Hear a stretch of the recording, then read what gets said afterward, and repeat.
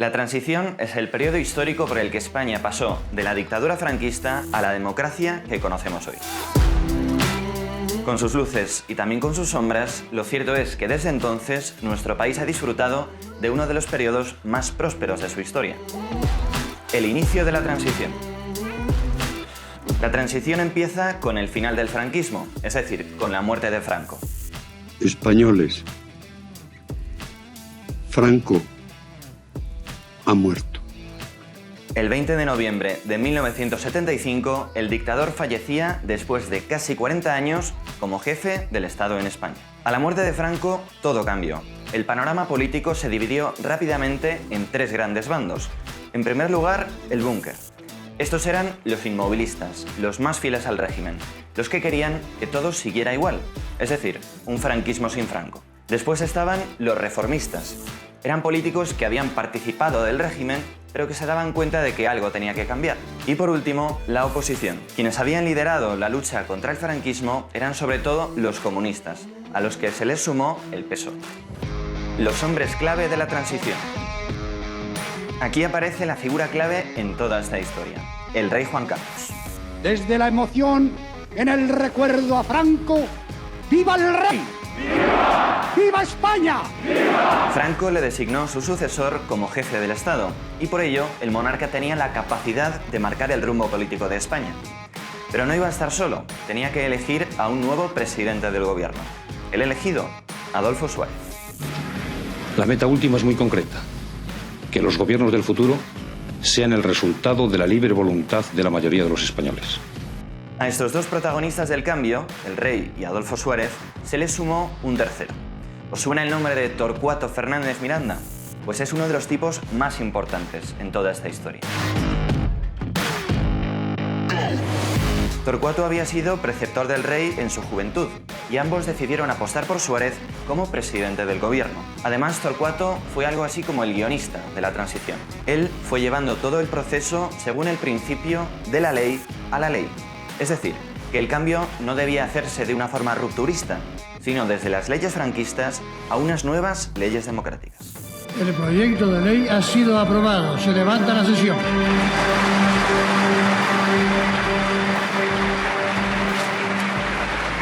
Fue así como consiguieron que las Cortes franquistas aprobaran la Ley para la Reforma Política. Esta ley suponía el suicidio político del franquismo, porque suprimía las instituciones del régimen y señalaba el camino hacia unas elecciones democráticas. Pero no bastaba con eso. Por eso, Suárez tomó una de las decisiones más arriesgadas de toda la transición: legalizar el Partido Comunista. El presidente del gobierno defendía que para que las elecciones tuvieran legitimidad era necesaria la participación del PC, liderado por Santiago Carrillo. Por eso, legalizó el partido por sorpresa en el llamado Sábado Santo Rojo. Este era un movimiento muy peligroso, por el riesgo de que el ejército pudiera dar un golpe de Estado. De hecho, un ministro del gobierno, que era militar, dimitió a raíz de esta decisión de Suárez. Y de ahí también que el locutor de Radio Nacional que anunció la noticia de la legalización estuviera así de nervioso. Señoras y señores, hace unos momentos fuentes autorizadas del Ministerio de la Gobernación han confirmado que el Partido Comunista de España ha quedado legalizado e inscrito en el...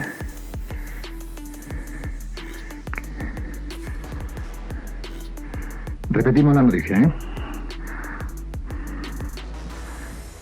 Hace unos momentos fuentes autorizadas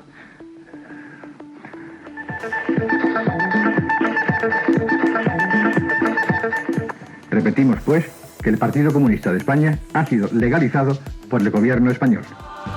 Los pactos de la Moncloa y la Constitución. Nos metemos ya de lleno en el meollo de la cuestión. Suárez convoca elecciones generales en junio de 1977 y las gana.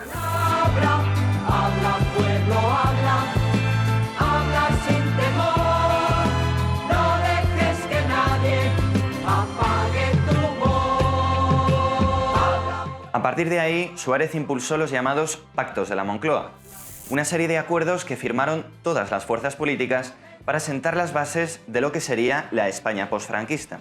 Estos pactos devolvieron muchas libertades que se habían perdido durante el franquismo, como por ejemplo la libertad de prensa, la libertad de expresión o el derecho de reunión y manifestación.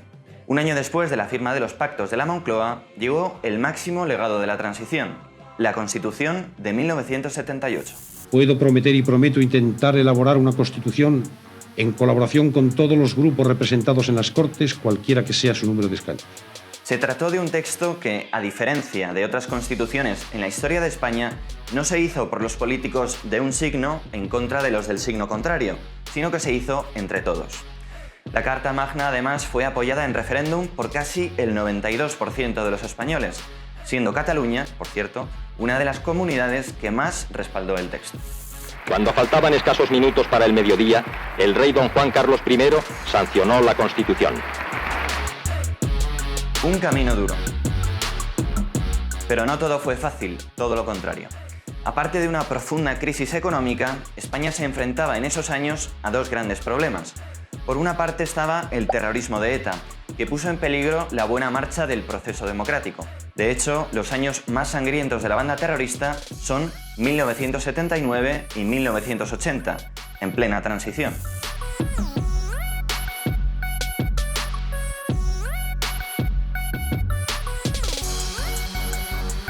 ETA mataba de media en aquellos años a una persona cada 3 días. Por otra parte, un sector de las Fuerzas Armadas era hostil a las nuevas ideas democráticas, un sentimiento que se intensificaba por el hecho de que los objetivos de ETA eran en su mayoría militares y policías. ¡Parece mentira! ¡Y Franco levantado la cabeza! ¡Parece mentira! ¡Gobierno de división! ¡Señores! El 23F y el fin de la transición. Este malestar en el ejército llegó a su punto álgido en este momento, el 23F. A pesar de que Suárez ya había dimitido, para que su permanencia en el poder no amenazase el rumbo de la transición, un grupo de guardias civiles trató de dar un golpe de Estado la noche del 23 de febrero de 1981.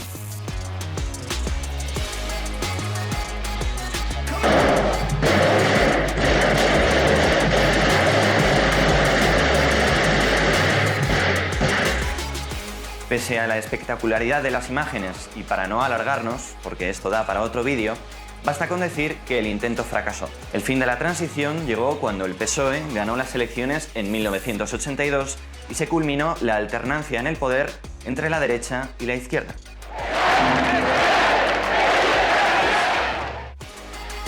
Conclusión.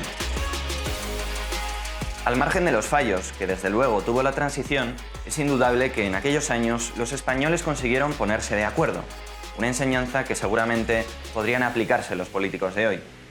La esencia de la transición puede resumirse en las palabras que hoy adornan la tumba de Adolfo Suárez. La concordia fue posible.